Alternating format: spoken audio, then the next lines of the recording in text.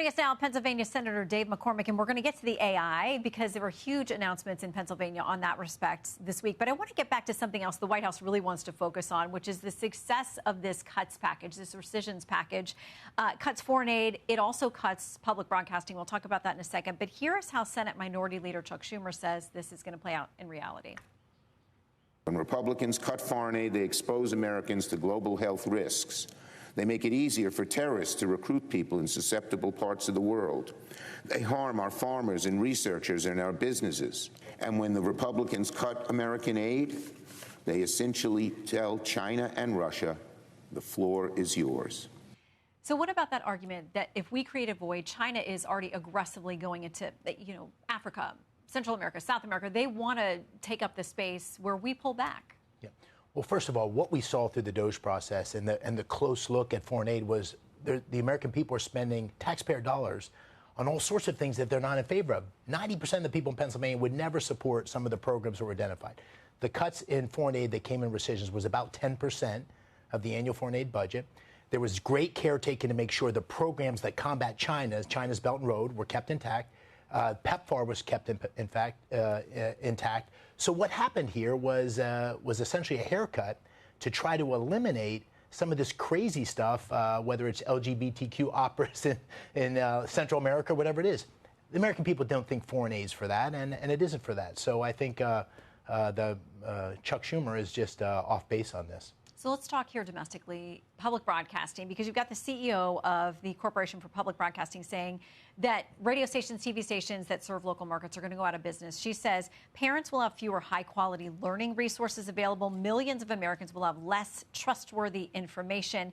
She says it also puts Americans at risk of losing national and local emergency alerts that serve as a lifeline to many Americans in times of severe need. So especially in those rural communities, what do you say about these potential concerns? Well, listen, it's very unfortunate what's happened to NPR and the Corporation for Public Broadcasting. It has become a left-leaning media outlet.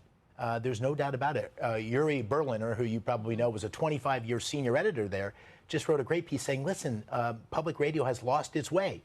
And so it's perfectly okay. We're in a country where you can have left-leaning media, right-leaning media. What's not okay is for the taxpayers to support it. So this has been something that conservatives have been focused on for many years. It's only gotten worse.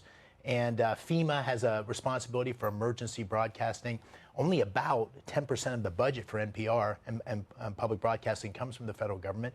So this is a specious argument. This isn't really the case. And this ensures that the taxpayers aren't paying to have a political message drilled down their throats. So it gets back to this bigger idea of these rescissions cuts, something that's been passed through appropriations and then it's clawed back. The president says more of this is coming. So there are reactions to that. As you guys are trying to hammer out appropriations bills and fund the government, we hopefully do not get to another shutdown deadline potentially this fall. But your colleague, Senate Democrat Chris Murphy, responds this way. He says they're putting bills on the floor with the promise that if we vote for them, they will then put a rescissions bill on the floor to strip out all of our stuff. Why on earth would we agree to that? It's insane. We're not patsies and we shouldn't act like it. He also raises the specter of, if you guys continue to do this, why should they negotiate with you? But also what happens when Democrats are in charge? Yeah, what's happened? We're in a unique moment where under the Biden administration, we had $5 trillion of reckless spending. Subsidies, student loan forgiveness, all sorts of things. The government essentially went amok on spending things that the American people don't support.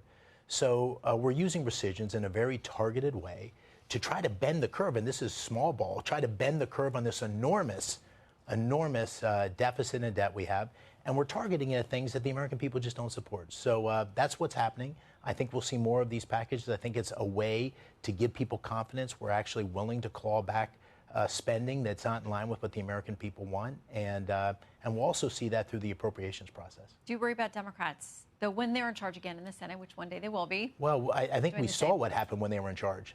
It was disastrous for the country. So I think what the American people voted for is change, and what they voted for is getting back to focusing on spending money that's good for America and that makes sense for what most Americans want. So let's talk about your big event, the summit you had this week in Pennsylvania. The president joined you there talking about $90 billion plus in commitments.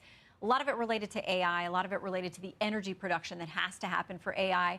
We've covered this, and there have been concerns in some communities about that energy production, how these deals come together, and whether the end consumer, average, Pennsylvanian paying their electricity bill, whether they're going to pay a price. So let me read something that comes from Harvard Magazine. They say researchers identified several mechanisms that shift data center costs, these big AI data centers, the cost onto regular ratepayers. Of particular concern, they say, are confidential special contracts between utilities and data centers that offer discounted rates to technology companies while concealing the overall project cost. So when it comes to this enormous influx in Pennsylvania, how is transparency built into those deals so the end consumer isn't footing the bill? Well, right after I won the election, I talked to President Trump and I asked him whether he'd come to Pennsylvania. He had famously said in 2017 that he wanted to serve the people of Pittsburgh, not Paris. And I said, here's your chance. And the reason for that is we are in an existential race for energy leadership and AI leadership. And the consequences of not winning that race are unthinkable. China is our main adversary. And the key to that is energy innovation and AI innovation. And Pennsylvania is at the forefront of that because we're the second largest energy producer in the world. We have this incredible skilled workforce, and we have the technology leadership at places like CMU, where the conference was hosted. What was announced was incredible. We had 60 business leaders. We had many of them members of the president's cabinet. The president came, and $92 billion was announced. And it's just very much in line with what you said. There was about $36 billion announced in data centers.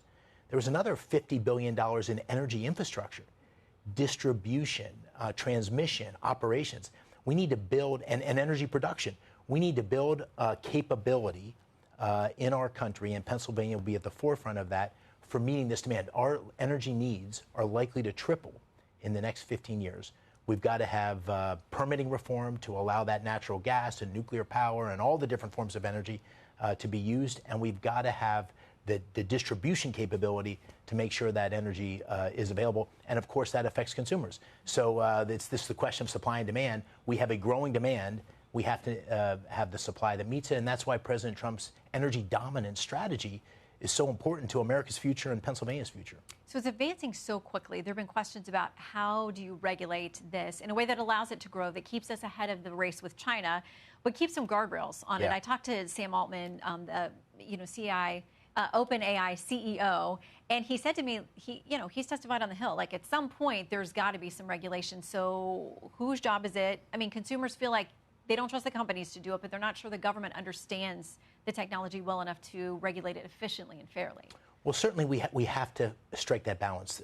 We have to ensure that innovation happens. There's innovation happening all over the country. This is moving at breakneck pace. Someone said to me, well, you've only been in the Senate for 6 months. Why are you focused on this? And I said, because this race is playing out over the next 12, 24, 36 months. And there's two battles going on. Essentially, there's the battle with China, and then there's also the battle among states to make sure that they are the recipients of this huge investment. So that's what we were trying to do in Pennsylvania. So we need a regulatory framework. Many in the Congress are working on that. But we need to balance that with the openness to innovate. And innovation is going to be the path to ensuring American leadership in the world. Okay, before we go, because we're out of time, I want to ask you, we're going to cover this in depth later in the show, the Epstein case. Are you among Republicans who support legislation, another push that would release some of this information, or for, calls for more transparency? Well, I want to start by saying, as the father of 6 daughters, the behavior of Epstein was disgraceful, and anybody associated with that behavior should be locked up and throw over the key. I think what the president said about asking the grand jury to release all credible information absolutely makes sense, and I'm in favor of supporting that. And I also share the president's frustration that we have these incredible historic things, the elimination of the nuclear capability, the closing of the border, the biggest tax cut in history. And this is distracting from the focus on the things that the American people voted for in 2024. Well, we know a lot of the president's supporters say they voted to get this information too. We'll see what the grand jury gives us. Senator, always appreciate your time. Thank you. Thanks for coming in. I'm Steve Doocy. I'm Brian Kilmeade. And I'm Ainsley Earhart. And click here to subscribe to the Fox News YouTube page to catch our hottest interviews and most compelling analysis.